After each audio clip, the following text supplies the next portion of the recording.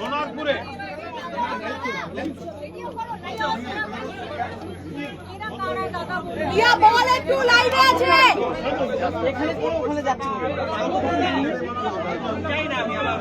আজকে সোনারপুরে আমাদের সর্বভারতীয় সাধারণ সম্পাদক এবং সাংসদ অভিষেক বন্দ্যোপাধ্যায় যখন নির্বাচনোত্তর সন্ত্রাসে নিহত এক কর্মীর বাড়িতে যাচ্ছিলেন তার পরিবারের পাশে থাকতে, সেই সময় সংগঠিতভাবে, পরিকল্পিতভাবে এবং চক্রান্তমূলকভাবে তার উপর আক্রমণ করা হয়েছে।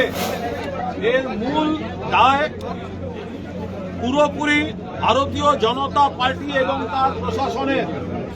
পরিকল্পিতভাবে সেখানে বাইরে থেকে লোক এনে সংগঠিত করে রেখে ভয়ঙ্করভাবে হামলা করা হয়েছে, পাথর মারা হয়েছে, অন্যান্য জিনিস তো ছেড়ে দিন, একেবারে বড় বড় পাথর মারা।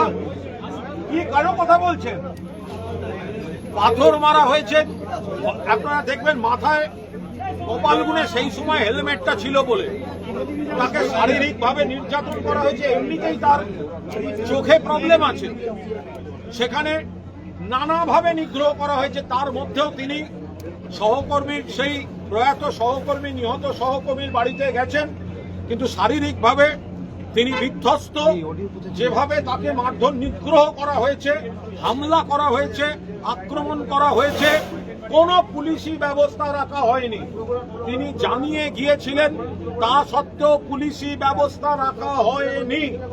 যেভাবে দাঁড় করিয়ে হামলা হয়েছে, একেবারে ছবিতে দেখা যাচ্ছে কারা কারা কি কি করছে।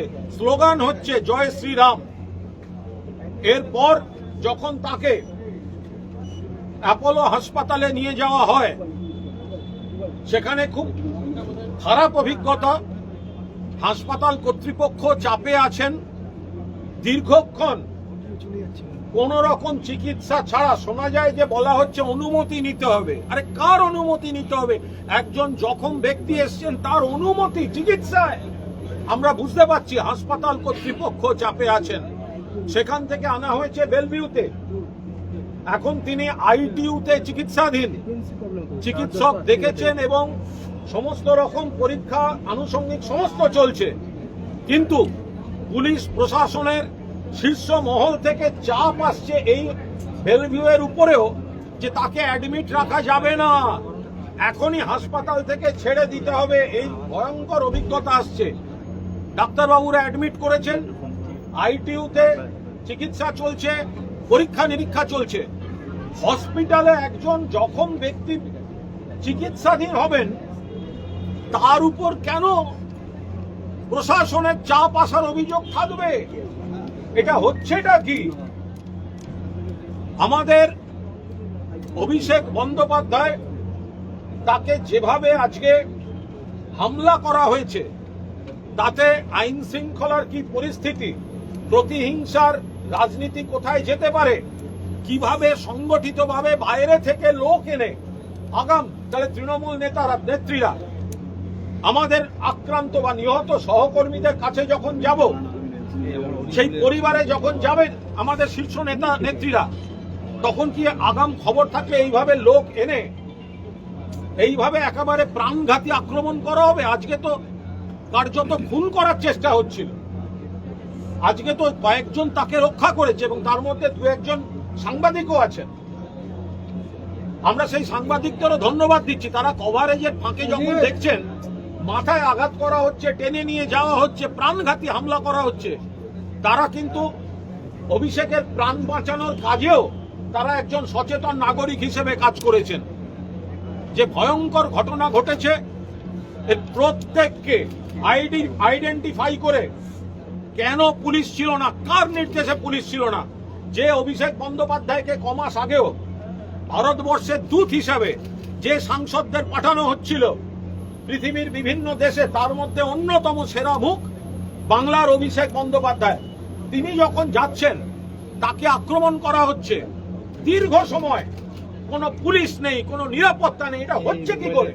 তার মানে নিশ্চিতভাবে পরিকল্পিতভাবে যেমন হামলাকারীদেরও সংগঠিত করা হয়েছে, তেমনি নিরাপত্তা কর্মীও রাখা হয়নি। এবং শুধু তাই নয়, যখন তারা হসপিটালে আসছেন, আমরা হসপিটালকে দোষ দিচ্ছি না, কারণ তাদেরকে হসপিটাল চালাতে হয়। একটি হসপিটাল চিকিৎসাই করতে পারলো না যে ওপর থেকে নির্দেশ আসছে, এখনো নির্দেশ আসছে না যে ওনার চিকিৎসা করা যাবে কিনা, সরিয়ে আনতে হলো। মাননীয় দলনেত্রী এ বিষয়ে মমতা বন্দ্যোপাধ্যায় আপনাদের সামনে বলেছেন। আবার এখানে অ্যাডমিট হয়ে গেছে আইটিইউতে, সেখানে শোনা যাচ্ছে তাদের কর্তৃপক্ষকে বলা হচ্ছে অবিলম্বে রিলিজ করে দিতে, রাখা যাবে না। মানে কি? একজনকে এইভাবে মারা হলো, আহত করা হলো, অ্যাটেম্পট টু মার্ডার হলো, তার শারীরিক যা যা প্রবলেম, তোর তো চোখেও একটা প্রবলেম আছে, সেগুলো খতিয়ে দেখা হবে না? তার আগে হসপিটাল লাগবে কি হসপিটাল লাগবে না, একজন রোগী, একজন জখম, একজন অসুস্থ, তার কিভাবে কি চিকিৎসা করবে চিকিৎসকরা বুঝবেন, হাসপাতাল বুঝবে, তার সঙ্গে প্রশাসনিক চাপ আসবে কেন? আমরা এর তীব্র নিন্দা করছি। আমরা বুঝতে পারছি যে আমরা হাসপাতালকে কোনো দোষ দিচ্ছি না, কিন্তু পুলিশ প্রশাসনের যারা এই চাপটা দিচ্ছেন তারা কিন্তু ঠিক কাজ করছেন না, অমানবিক কাজ করছেন। আপাতত অভিষেক বন্দ্যোপাধ্যায় আইটিইউতে আছেন, চিকিৎসা চলছে, ডাক্তারবাবুরা দেখেছেন, যে যে পরীক্ষা দিয়েছেন সেই সমস্ত পরীক্ষা নিরীক্ষাগুলি করার প্রসেস চলছে। কোথায় কোথায় চোট লেগেছে? আমরা এই মুহূর্তে এর বাইরে কিছু বলছি না। আমরা অতীতে দেখেছি, আমাদের দেশে খুব খারাপ অভিজ্ঞতা আছে যে প্রয়াত প্রাক্তন প্রধানমন্ত্রী রাজীব গান্ধী নির্বাচনে পরাজিত হওয়ার পর, ক্ষমতাচ্যুত হওয়ার পর তার নিরাপত্তা কমিয়ে দেওয়া হয়েছিল। কারা কমিয়েছিল? ভিপি সিং এর সরকার। সেই সরকারের দুটো ডান হাত বাঁ হাত কে ছিল? একটা ভারতীয় জনতা পার্টি আর একটা মার্ক্সবাদী কমিউনিস্ট পার্টি। এবং সেই সময় যখন নিরাপত্তা কমিয়ে দেওয়া হলো, সেই সুযোগে তাকে ভয়ঙ্করভাবে হত্যা করা হয়েছিল। আমরা কোনো আশঙ্কা অমুক তমুক এত তুলনায় যাচ্ছি না, কিন্তু এই ধরনের ভয়ঙ্কর নিদর্শন আমাদের ইতিহাসে আছে। অভিষেক বন্দ্যোপাধ্যায়ের নিরাপত্তা তুলে নেওয়া, অভিষেক বন্দ্যোপাধ্যায়কে তার নির্ধারিত ঘোষিত প্রশাসনকে জানানো সফরের আগে কোন রকম পুলিশ নিরাপত্তা না দেওয়া, দীর্ঘক্ষণ হামলাকারীদের হাতে ছেড়ে দেওয়া, এগুলো কিন্তু পরিকল্পিত চক্রান্তের স্পষ্ট ইঙ্গিতবাহী। পার্টি এ বিষয়ে যথাযথ পদক্ষেপ নেবে। আপাতত আমরা অভিষেক বন্দ্যোপাধ্যায়ের দ্রুত আরোগ্য কামনা করছি এবং সেই সঙ্গে পুলিশ প্রশাসনকে বলছি, রোগী অসুস্থ জখম তাদের ট্রিটমেন্ট হবে, সেটা রোগী যে এসছে হসপিটালে, ডাক্তারবাবু এবং হাসপাতালের উপর ছাড়ুন। দয়া করে আপনারা এর মধ্যে নাক গলাতে আসুন।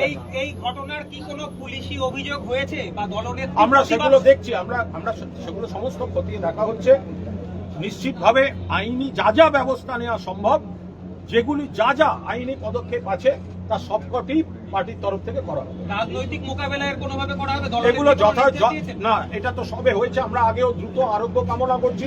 আগে ট্রিটমেন্টটা ঠিকভাবে হোক, সেই ট্রিটমেন্ট এবং ওকে সুস্থ করে নেওয়া, সেটার পর নিশ্চিতভাবে দলনেত্রী আগামী কর্মসূচি পদক্ষেপ যথাসময় দল জানাবে। Thank you. দাদা, আজকে কি ভর্তি করে রাখা হবে?